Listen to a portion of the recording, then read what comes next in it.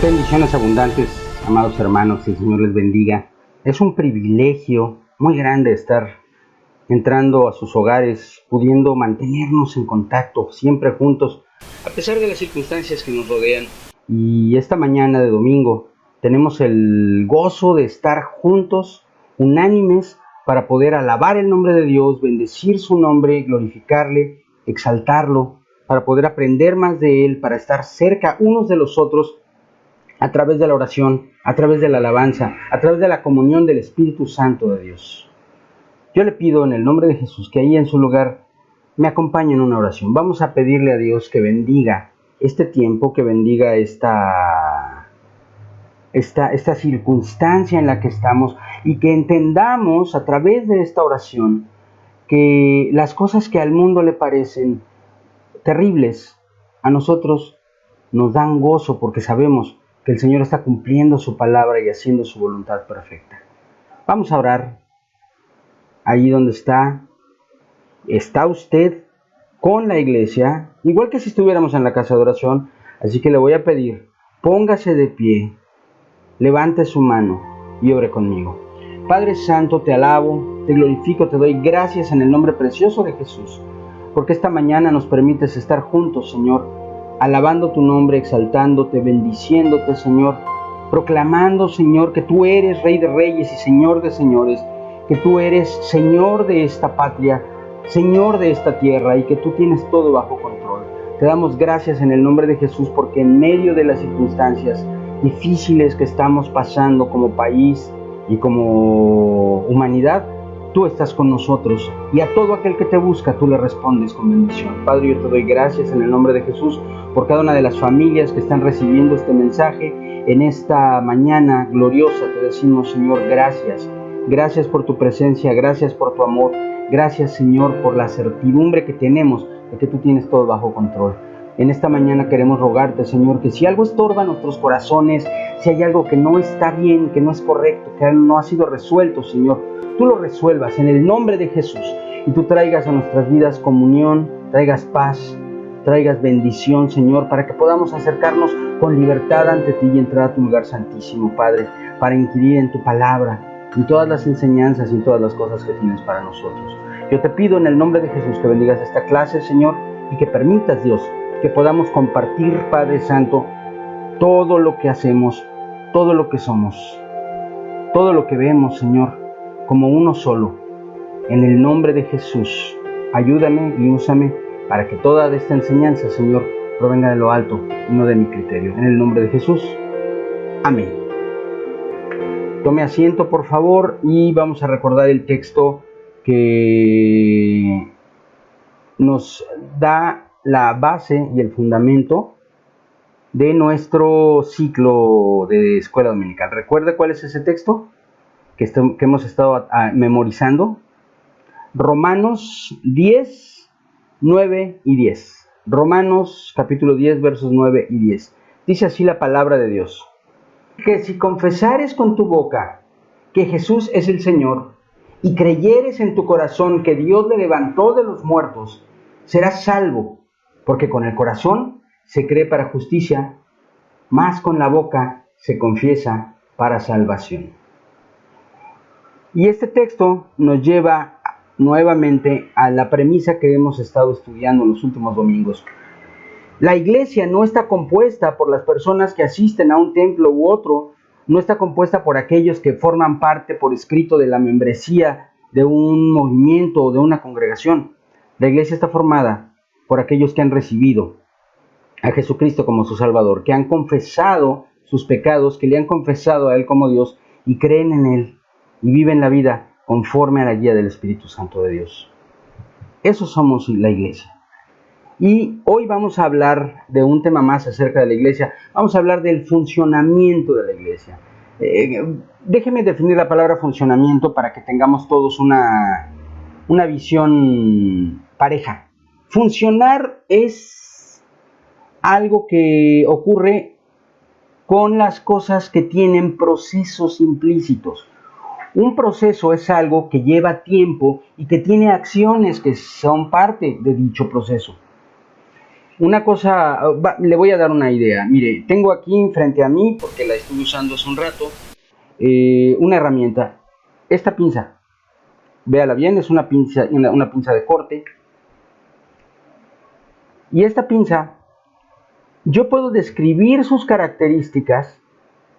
Puedo decirle que es un instrumento de acero templado con cachas de hule antiderrapante, que tiene unas puntas que están afiladas para poder cortar metales, y así sucesivamente. Puedo seguirlo describiendo hasta las moléculas, pero no le estoy diciendo cómo funciona, solamente le estoy diciendo cómo está hecha. Y eso es lo que hemos estado haciendo hasta este momento. Hemos estado aprendiendo y entendiendo cómo está constituida la iglesia.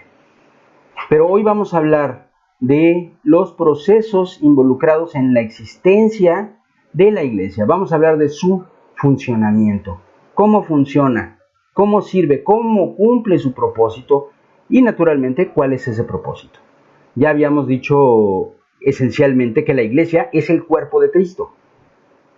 La iglesia es la presencia literal, real de Dios en esta tierra, porque el Espíritu Santo de Dios mora en los corazones de su pueblo. Así que podemos asegurar, sin temor a equivocarnos, que la iglesia es la presencia de Jesucristo donde quiera que cualquier miembro de la iglesia se encuentre. Ahora, ¿qué es lo que hacía Jesucristo en esta tierra? ¿A qué vino y qué fue lo que hizo mientras caminó entre nosotros? Sanó enfermos, resucitó muertos, consoló a los heridos, sanó el corazón de aquellos que estaban lastimados, proclamó el mensaje de las buenas nuevas de que el reino de los cielos se acercó a esta tierra. Y todo eso lo hizo con el poder infinito de Dios, porque Jesucristo era Dios. Pero sin embargo, mientras estuvo en esta tierra, fue verdaderamente hombre, y todo poder ejercido por Jesús en esta tierra fue un poder ejercido a través de esa humanidad, que si bien se diferencia de la nuestra en que Él era perfecto en cuanto al pecado, es decir, no había pecado en Él, por lo demás era igual que usted y que yo. Jesús tenía hambre, tenía sueño, se cansaba, tenía tentaciones, tenía deseos, y todo eso Él lo llevó cautivo a la presencia de su Padre Celestial por una voluntad perfecta e inquebrantable. Hoy usted y yo sabemos que a lo mejor ese cordón nos quedaría muy alto, ¿verdad? Por nuestros propios méritos tratar de hacer la obra como la de Cristo. No podríamos funcionar como funcionó Jesús por nuestras propias fuerzas. Pero el Señor lo sabía, y por eso, cuando el Señor Jesucristo ascendió a los cielos, dijo que Él nos enviaría al Espíritu Santo.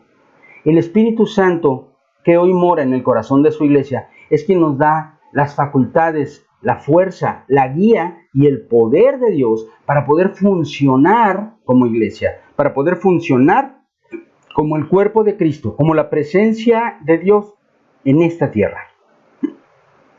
Y eso sucede a través de dos mecanismos. Estamos hablando de funcionamiento, así que vamos a hablar de mecanismos.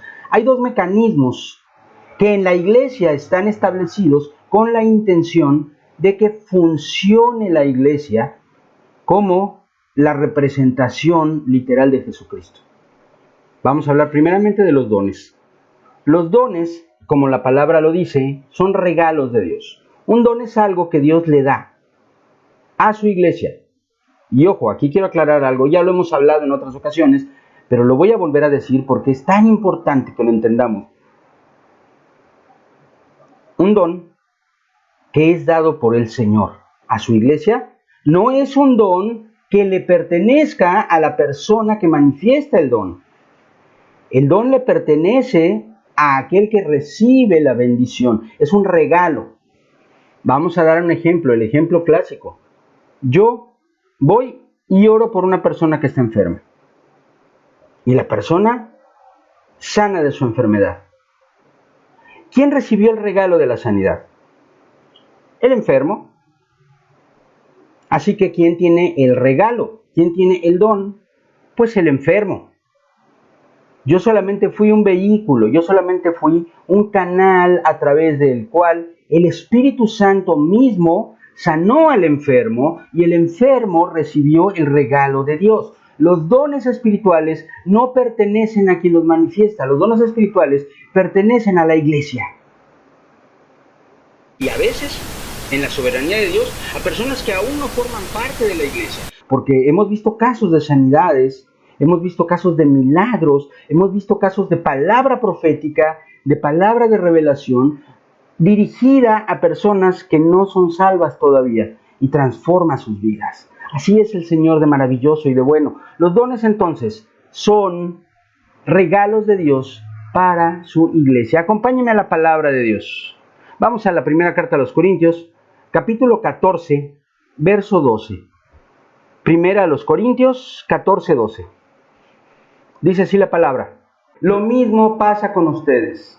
Puesto que anhelan tener los dones espirituales, procuren abundar en ellos para edificación de la iglesia. Puesto que anhelan tener los dones espirituales, procuren abundar en ellos, ¿para qué? Para edificación de la iglesia. Esto es muy importante. La razón de los dones espirituales es que la iglesia sea edificada. Tenemos que entender que un don de Dios no va a ser impartido para satisfacción personal o egoísta de nadie, sino solamente para edificar al cuerpo de Cristo. Esto es palabra de Dios, lo hemos leído, así es, y esto debemos entenderlo. Y creemos que la iglesia es la encargada de manifestar la gloria y el poder del Espíritu Santo de Dios. Porque de esa manera se revela Jesucristo a las personas. De esa manera es que el Espíritu Santo toca los corazones y el Señor Jesús penetra en la profundidad del alma de alguien y le salva. Porque nosotros, que somos espirituales porque hemos nacido de nuevo, podemos ver y discernir las cosas del Espíritu. Pero aquel que no conoce de Dios, nos ve a nosotros. No puede ver lo que es espiritual, pero nos ve a nosotros y nosotros tenemos que revelar a Cristo Jesús. Por lo tanto, todos los miembros del cuerpo de Cristo, todos los que somos iglesia, podemos recibir los dones espirituales. El requisito para que podamos recibir los dones espirituales de Dios es que Dios nos haya encontrado con el espíritu correcto, con el corazón dispuesto a servir, con el corazón dispuesto a dar,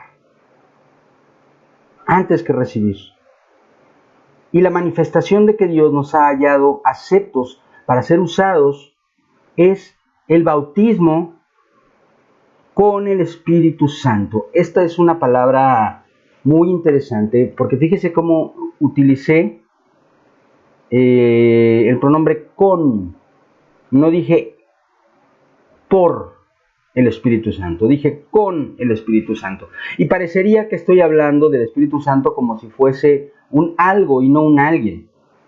Pero en la armonía perfecta de Dios, nosotros nos encontramos con que la persona del Espíritu Santo, que es Dios Todopoderoso, infinito, eterno, increado, se deja usar por la persona del Hijo, por la persona de Jesucristo.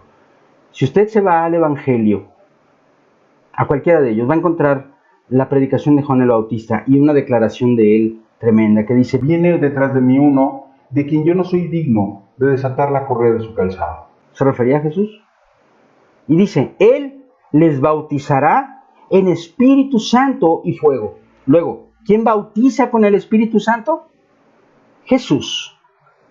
El Señor Jesús es el que ejecuta, el que funciona dentro de la perfección de la divinidad para bautizarnos con el Espíritu Santo. Así pues, entendemos que somos bautizados con Espíritu Santo. Vamos a Hechos 1:8, dice así la palabra de nuestro Señor. Hechos 1:8. Pero cuando venga sobre ustedes el Espíritu Santo, recibirán poder y serán mis testigos en Jerusalén, en Judea, en Samaria y hasta lo último de la tierra.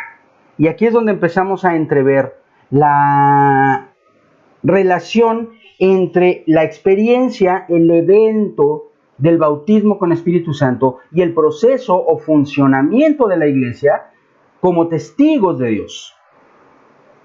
Nosotros somos testigos llamados a dar testimonio, eso es ser testigo, dar testimonio de lo que hemos visto, de lo que hemos oído, de lo que es una experiencia personal.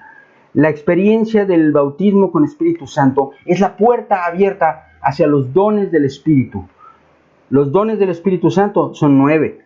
Ya los hemos estudiado con detalle. En esta clase de escuela dominical no los vamos a ver con todo detalle, pero vamos a darle una revisada a la lista que la Biblia nos da y lo vamos a dejar para un tema posterior más específico. Primera carta a los Corintios, capítulo 12, versos del 7 al 10. Primera a los Corintios 12, del 7 al 10. Dice así la palabra de Dios. Pero la manifestación les da a cada uno para provecho. A uno, el Espíritu le da palabra de sabiduría. A otro, el mismo Espíritu le da palabra de ciencia. A otro, el mismo Espíritu le da la fe.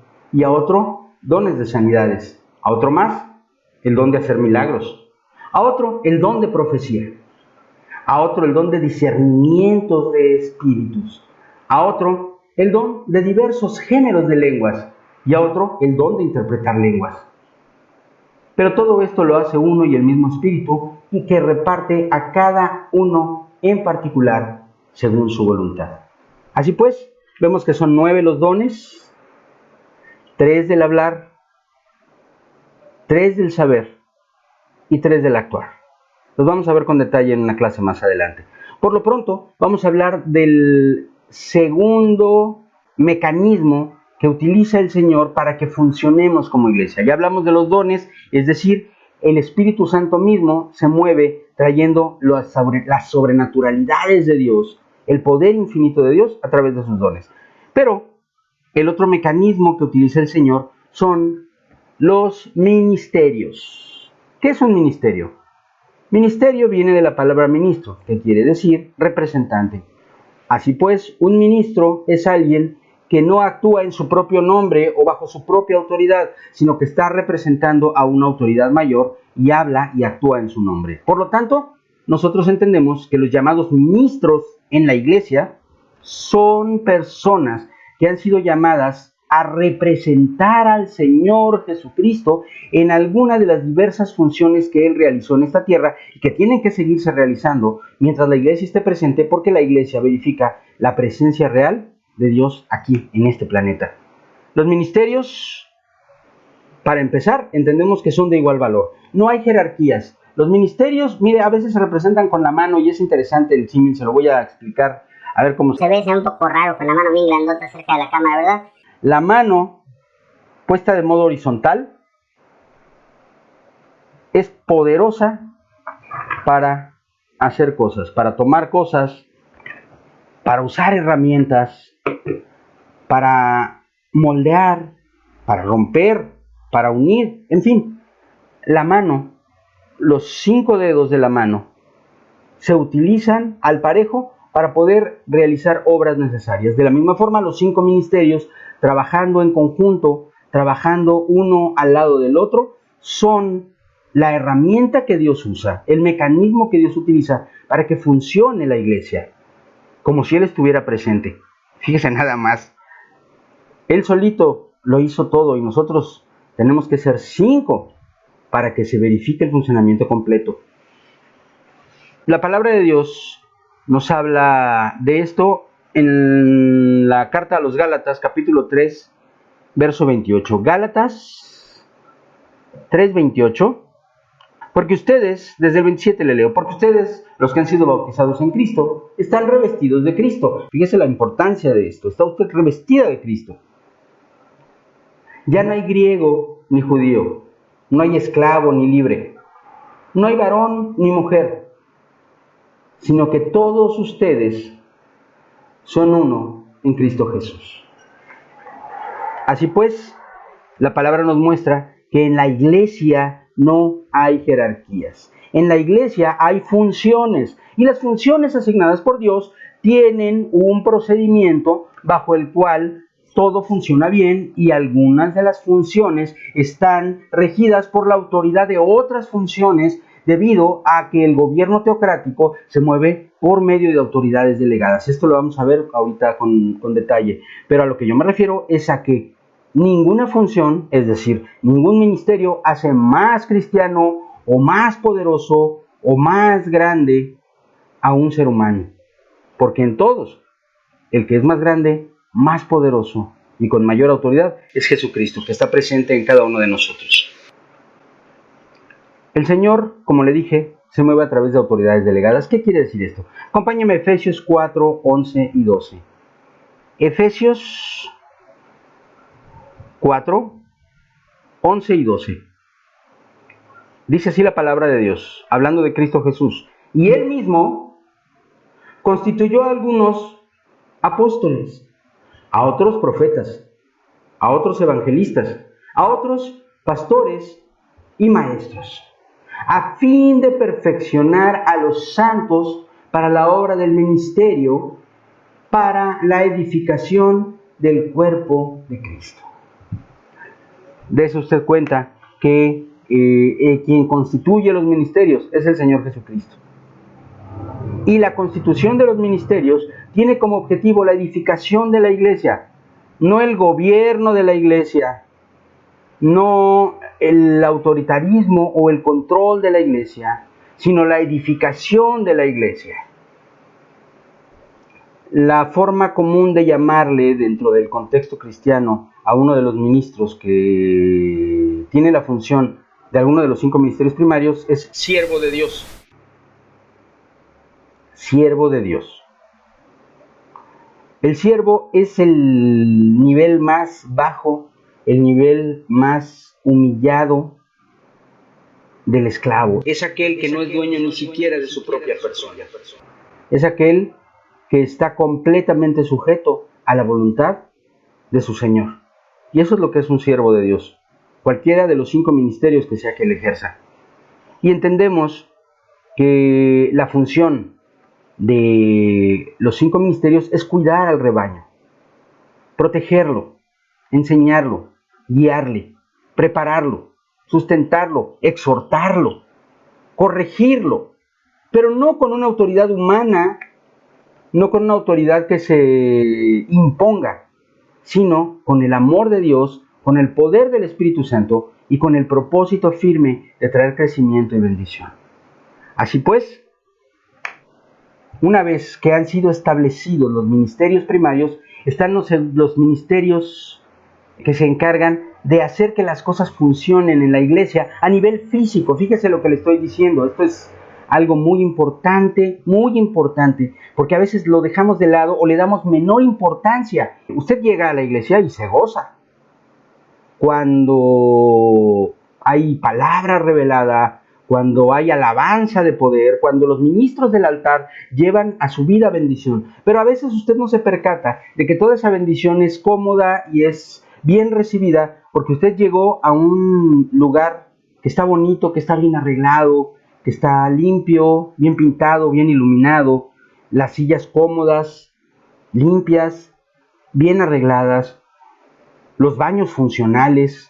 La persona que está al frente, el que está dándole a usted palabra revelada o está llevándolo a la presencia de Dios con la alabanza o en una oración de poder, está también en un lugar limpio, ordenado, arreglado, donde hay cableado que funciona muy bien para el audio, para el video, donde hay a lo mejor un vaso de agua, porque de repente se seca la garganta, y a usted de repente le hace falta un Kleenex, un papel, porque ha usted sido conmovido por el Espíritu y empieza a llorar, y hay alguien que solícito va y se lo lleva. Y puedo mencionar infinidad de otras cosas, porque el lugar al que llegó paga impuestos, paga renta, paga luz, paga gas, paga agua, etcétera, etcétera. Y alguien se encarga de todo ese trabajo. Ese es otro de los ministerios de la iglesia. Ese ministerio se llama diaconado y está establecido por Dios desde los principios de la iglesia primitiva para establecer la paz en la iglesia, manteniendo todo el aspecto material funcional.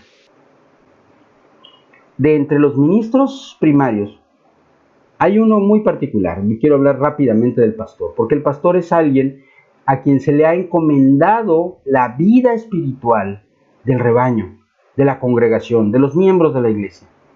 Pero tampoco trabaja solo, porque cuando es necesario, cuando la iglesia ha alcanzado un tamaño tal que a veces al pastor le es difícil poder atender a todas las personas individualmente como es debido, el Señor permite que se levanten ancianos. El pastor es un anciano, el pastor es un presbítero, la palabra presbítero quiere decir anciano, pero a él le toca la responsabilidad delante de Dios de tomar las decisiones de parte de Dios por guía del Espíritu Santo para conducir a la iglesia.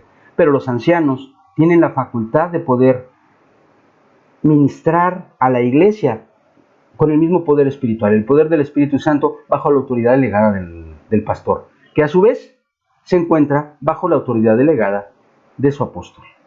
Y así funciona la iglesia, y todos los ministerios secundarios, no quiere decir secundarios porque sean de segundo nivel, sino porque están dentro del esquema del gobierno teocrático, después del pastor, se encuentran funcionando bajo la autoridad pastoral.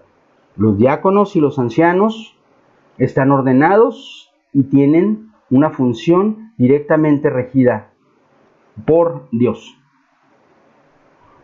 El resto de los ministerios se encuentran regidos por el pastor, que delega en ellos autoridad de Dios. La autoridad con la que se mueve un líder de célula, un coordinador, un supervisor, un líder de alabanza, un maestro de escuela dominical, etc., es la autoridad del pastor, que el pastor le delega, que él a su vez la recibió delegada. Y así, la cadena del gobierno teocrático llega hasta Dios. En conclusión, la iglesia tiene el privilegio, la responsabilidad de ser la luz del mundo, de ser el testimonio de la verdad, de ser el baluarte, la columna de la verdad de Cristo Jesús en esta tierra. Ganar almas para Cristo, pelear por las almas, ser el ejército de Dios, arrebatarle de las tinieblas a las almas, al enemigo, para traerlas a la luz de Cristo. Eso es lo que es usted y lo que soy yo. Y para que funcionemos, necesitamos entender que tenemos que buscar los dones espirituales y también ser sujetos a los ministerios y escuchar el llamado cuando Dios nos llama a nosotros a ejercerlos. Vamos a orar. Cierre sus ojos y ore conmigo. Señor Jesús, yo te doy gracias, Padre Celestial, porque tú nos has hablado, Señor, fuerte y claro acerca de lo que tú quieres de nosotros. Tú ya nos diste el ser lo que somos, ya somos lo que tú quieres. Ahora queremos hacer lo que tú quieres, queremos funcionar en tu pueblo, funcionar en tu iglesia, funcionar en este mundo, ser útiles para la gente, para las personas, Señor, así como tú lo fuiste, porque tú viniste a esta tierra a funcionar para nosotros, y nosotros queremos continuar tu obra, Dios. Toma en tus manos a tu pueblo, a la iglesia, a los que han de ser salvos, a todo aquel que escuche este mensaje, y permite, Dios, que esta enseñanza se convierta en carne en nuestros corazones y nos transforme, Dios, que no sea solamente una idea intelectual, sino que ciertamente, Señor, haga de nosotros cada vez más personas que sean como tú. Te damos gracias, te bendecimos y te pedimos todo esto en el nombre precioso de tu Hijo amado Jesucristo. Amén, amén, amén, que así sea. Hermano, hermana, que Dios le bendiga, que Dios le guarde. Nos vemos en un rato más para alabar y glorificar el nombre de nuestro Señor Jesucristo. Que la paz del Señor sea con usted.